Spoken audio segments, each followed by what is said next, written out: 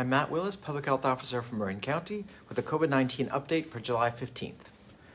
The BA.5 variant of Omicron is rapidly replacing BA.2, which is setting the stage for our summer experience with COVID-19. Tomorrow, Marin County is launching 988, the new mental health crisis hotline. And here's why I'm mentioning these two things together.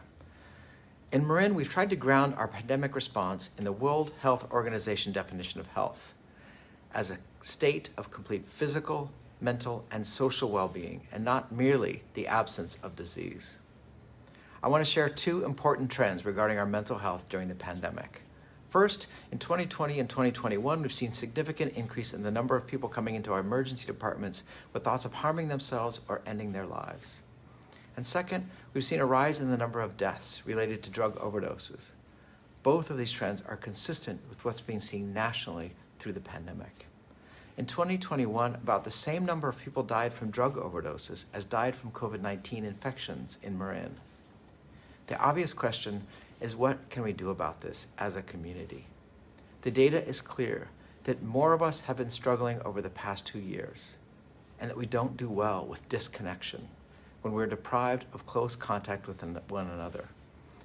At the same time, it is through close interactions that the virus is transmitted. And that's the essence of our dilemma as we face the pandemic future.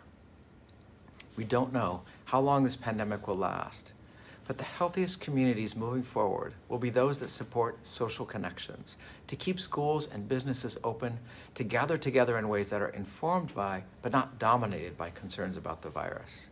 And in order to do this, we need to optimize every tool available to us. Testing, face covering in indoor public settings, vaccinations and boosters, and maintaining access to treatments.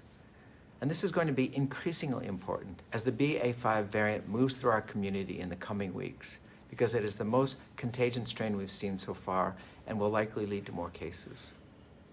We also have tools to reduce overdoses, and the first step is educating ourselves.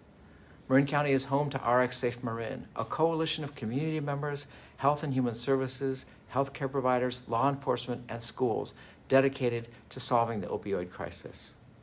Because the majority of overdoses are now related to fentanyl, a powerful synthetic opioid, RX Safe Marin is focused on increasing access and availability of naloxone or Narcan, which is the nasal spray that can reverse an opioid overdose, reducing stigma and improving access to treatment for addiction, and warning about the risk of buying fake prescription pills that might contain fentanyl on the street or over the internet.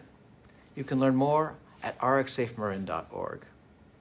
Last year, Marin County Department of Behavioral Health and Recovery Services launched a countywide suicide prevention campaign to tackle this issue head-on. Tomorrow, a critical new tool is being added. Marin County is adopting the 988 hotline for anyone experiencing a mental health crisis, the way we would use 911 in a medical emergency. This will allow linkage to services and offer someone to talk to. One of the most effective ways to prevent suicide is simply to talk about it. Feeling safe, not feeling judged or ashamed when we're struggling, and bringing in our friends or family, or using a hotline like 988 can turn things around when they feel darkest. One of our strengths as a community through this pandemic is seeing how we're dependent on one another for our well-being.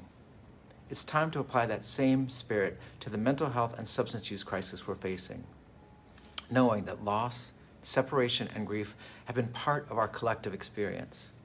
If you or a loved one are in crisis, speak out, reach out. Remember 988 if you need it, because you're not alone. Thank you for doing your part.